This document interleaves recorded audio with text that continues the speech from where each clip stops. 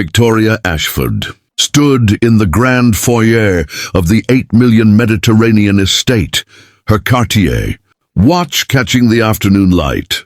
As she assessed, the man before her, faded jeans, a flannel shirt worn soft at the elbows, work boots caked with dried mud. Beside him, a little girl clutched his hand, her eyes wide as saucers. As she took in the vaulted ceilings and sweeping ocean views Victoria offered, her most polished smile, the one she reserved for situations requiring delicate dismissal.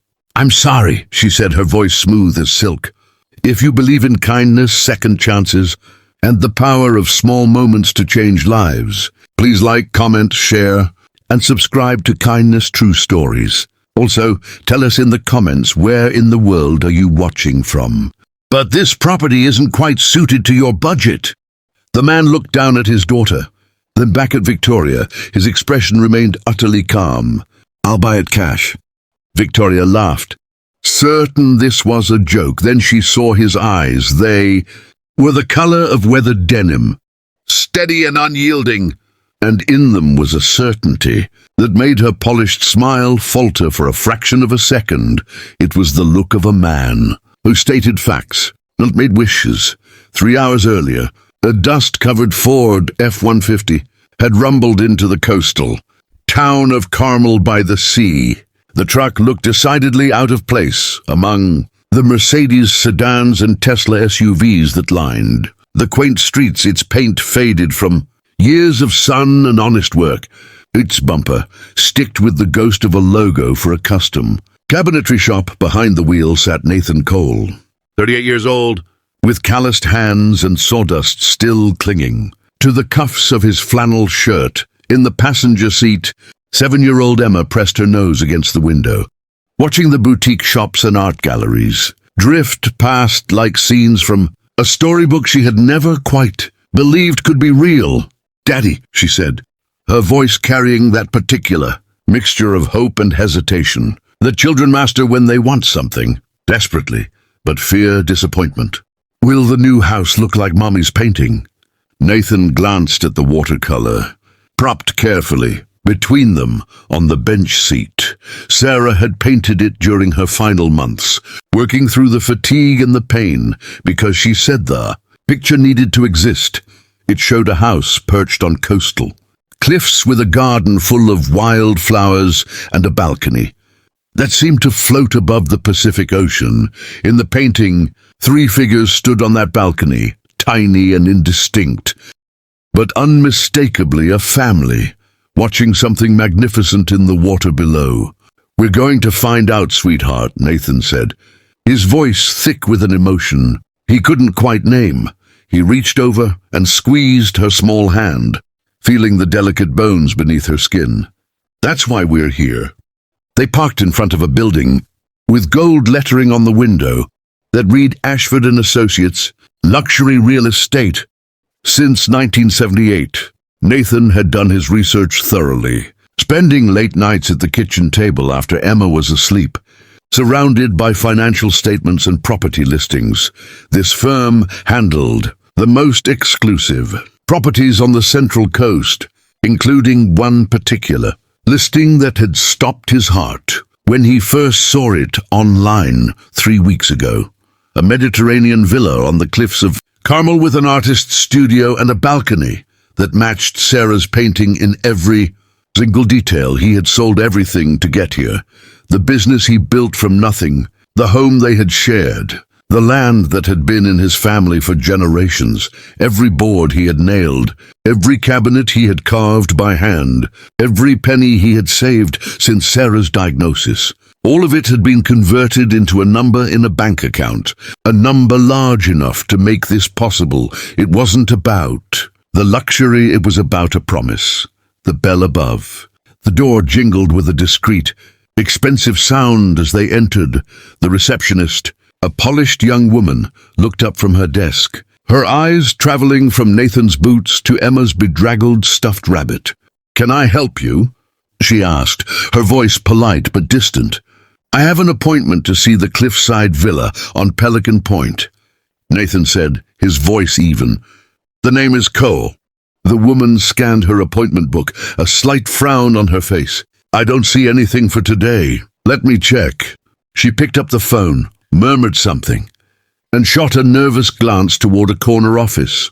A moment later, Victoria Ashford emerged, a vision in a cream silk. Blouse and taupe trousers, she was the embodiment of the room, sleek, cool, and unyielding. Her eyes did the same calculating sweep as her receptionist's, but she masked it with a professional smile. Mr. Cole, I'm Victoria Ashford. I'll be showing you the property today. The drive to the villa was quiet. The hum of Victoria's Lexus, a stark contrast to the rumble of Nathan's truck. Emma whispered questions about the ocean, the rocks, the flowers, and Nathan answered them all, ignoring the occasional glance.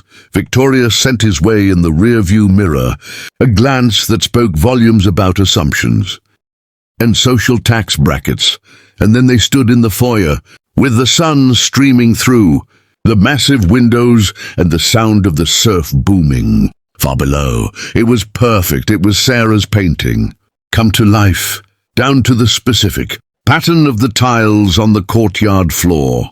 When Victoria offered her polished dismissal, it landed on Nathan like a drop of rain on a waxed jacket.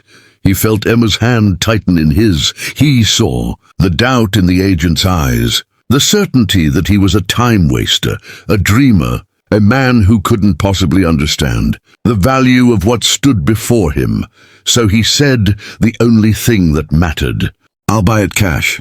Victoria's laughter echoed in the marble space, a brief, sharp sound, but then it died in her throat as she met his gaze. She saw no bluff, no braggadocio, only the quiet resolve of a man who had moved mountains to stand in this spot. Mr. Cole, the listing price is $8 million, she said, her voice losing some of its silky confidence. I am aware of the listing price, Nathan replied, reaching into the worn leather messenger bag he carried. He produced a letter from a wealth management firm, a name so prestigious it made Victoria's breath catch. It confirmed liquid funds, ready for transfer, well in excess of the asking price. The papers were slightly crumpled, as if they had been held many times. I would like to make a full price offer, contingent only on a rapid inspection. My daughter and I would like to move in by the end of the month. Victoria Ashford, who had negotiated with tech titans and heiresses, was for once completely speechless. The hierarchy of the room had inexplicably flipped. The man in the muddy boots was holding all the power. She blinked, straightened her posture, and a new, entirely genuine smile touched her lips. Of course, she said, her tone now one of unmistakable respect. Let's retire to the study and review. The paperwork. Can I offer you or your daughter some water? Or perhaps a juice? Nathan shook his head, but looked down at Emma. What do you think, sweetheart? Should we look at your new room? Emma's face, once tight with worry, bloomed like one of the wild flowers in the painting. She nodded, unable to speak. As Victoria walked ahead to prepare the documents, Nathan and Emma stepped out onto the balcony. The wind whipped at their clothes, carrying the salt scent of the Pacific below. In the turquoise water, a pod of whales surfaced, their massive bodies gliding through the swell, spouts of mist catching the light, just like in the painting. Emma gasped, pointing a small, trembling finger. Nathan lifted her up, settling her on his hip, and they watched in silence, the two of them, making a memory for three. He knew then, with a certainty that filled the hollow places in his soul, that Sarah hadn't just painted a house, she had painted a future, and after a long, hard journey through the darkest of valleys, they had finally come home, the truck parked outside. The multi-million-dollar villa would remain for a few days, a curious anomaly to the neighbors, until Nathan unloaded the last of their boxes filled with more memories than things, and one framed beloved watercolor. He had kept his promise, and in the end, that was the only currency that ever truly mattered. If you were touched by this story of promised love and the unexpected journeys that lead us home, then you belong with our community. This is the kind of content we live for at Kindness True Stories. We specialize in bringing you tales that restore faith in the human spirit, that remind you of the power of resilience and the beauty of quiet strength. If this story resonated with you, please show your support. Like this video to let us know you want more content like this. Share it with someone who needs a reminder that miracles can happen. And subscribe to Kindness True Stories and hit the notification bell so you never miss a story that could move your heart and lift your spirit. Your engagement helps us continue our mission of spreading light, one true story at a time. Thank you for watching. And remember, always choose kindness.